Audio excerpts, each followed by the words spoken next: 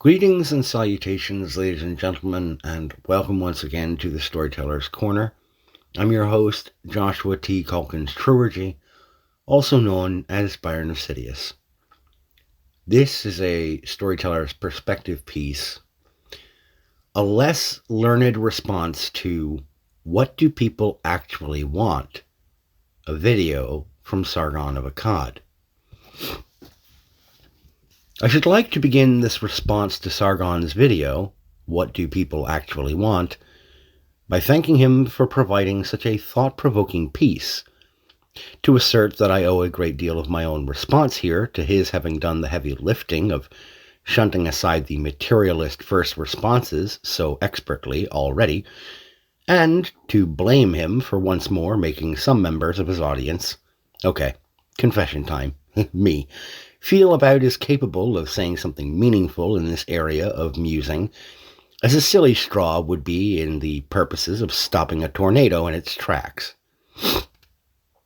As someone who perks up like the proverbial dog in the abrupt presence of a treat, whenever I learn the etymological origins and usage of certain terms, I could fair feel my tail wagging when Sargon broke down the term nostalgia, and used it as the foundation of his proceeding exploration of the inquiry, what do people actually want? I quite enjoyed the run of Sargon's offered answer. Given as I am to an enchantment with the concepts of true romance and establishing or carrying on a familial mythology by dint of marriage and child-rearing, as I do with my own wife and our 4 kids. Tying this to the nostalgia of one's own upbringing does make certain assumptions predicated on an ideal, yes, but Sargon concedes that outright in his observations. It is in this portion of his video, however, where my own proposed response diverges from his at the juncture of nostalgia.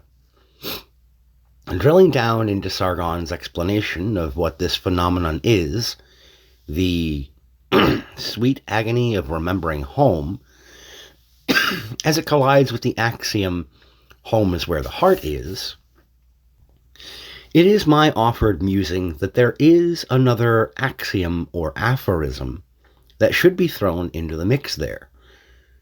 You can never go home again. Much as Sargon explained with home in the first axiom not meaning a literal, tangible location or domicile, I don't intend it to be literal in the second one either. Instead, my intention is to have that home be a stand-in for a person's worldview, frame of reference in earlier days of their life, likely the formative years of their life. Their years of youth. You see, nostalgia is as powerful as it is because it has the ability to temporarily send our emotional and experiential state of mind, however temporarily, back to a prior time in our lives, when the parameters of our challenged contentment were less complex. That, I offer, is a possible answer to the question of what do people actually want. I believe they want challenged contentment, which I know sounds like an oxymoron. Allow me to explain my meaning here. This consists of an overarching purpose or duty, a satisfaction currently with one's present skill and knowledge sets in regards to their fitness for striving for and hopefully achieving said purpose or maintaining said duty, and a curiosity to discover the potentiality of improving or adding to those skills and knowledge set, should some heretofore unknown additional challenge or difficulty arise in the completion of one's duties or achieving those goals. In short, people want a purpose, to feel like they're doing well enough to, with time and patience and persistence, achieve those goals, and to be able to grow if need be, or to set for oneself new goals. For the purposes of my meanderings here, contentment is not exactly the same thing as joy or ecstasy or even happiness, as it were. It is the slightly quieter cousin to happiness, longer lasting and more contributory to our run-of-the-mill interactions with those around us. Happiness and or joy are noticeable at a glance in a person, blatantly informing their demeanor. Contentment is more subtle, more reserved and foundational. For instance, if someone is the opposite of content, if they are discontent, they tend to be more disagreeable, more hostile. They irritate more quickly. But when one is content, they tend to be more mellowed out, more capable of holding reasonable, rational conversation and assessing themselves in their current predicaments and circumstances, and proceeding in a manner that is not destructive to those around them. And it is, of course, nothing near joy. It's quite the opposite of anhedonia, but that's a whole other thing, and that's a topic for another day. As children, our goals and duties are, understandably, pretty limited in scope and complexity, thanks to our general physical size and development, and experience restraints. They also tend to be relatively short-term, a fitting match to our limited overall scope and sense of time. As we get older and develop a greater range of skills and knowledge, and more complex motivations and perceptions of the world, we are able to set loftier goals, define a broader purpose for ourselves, come to understand our duties, both to ourselves and the world around us, in sharper focus, and come to appreciate, with that sharper focus, what our state of mind is, and what will make us content. After a variable time of contentment, we will either feel a natural urge to shift our purpose and goals and responding skills, an internal challenge, or external forces and circumstances will require us to shift, an external challenge to that contentment.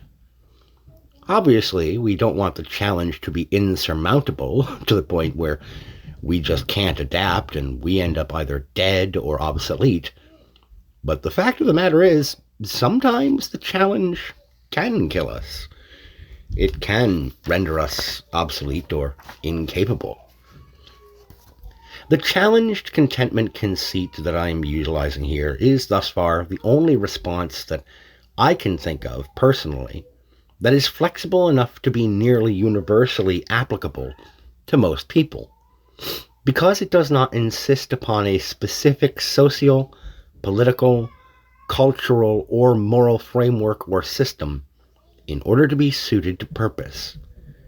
Indeed, those variables are, I suspect, akin to parameter guidelines that help inform persons on the individual level what sort of goals or duties to set for themselves, what kind of skills or knowledge they'll need to strive for those goals or attempt to complete and act upon those duties.